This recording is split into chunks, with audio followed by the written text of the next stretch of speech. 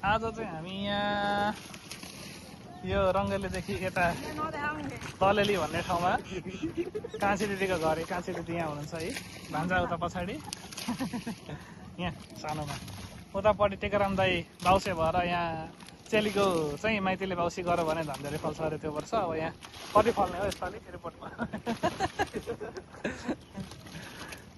कति वर्षपछि हो दाजु यो? त्यो चाहिँ गफ हो होइन, साँच्चै गरेको चाहिँ कति वर्ष भयो?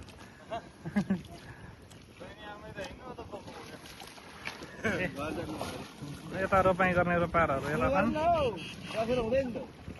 यहाँ ठुलो भन्छ बाटो चाहिँ हामी अब यस्तो यस्तै हिलो हिलो यहाँ अलिअलि खेतखेत हुँदै आएको। यो खुट्टा पनि यस्तो भएर छन्। फरुवा एउटा मात्रै रहेछ, बाउसे चाहिँ कमी भए।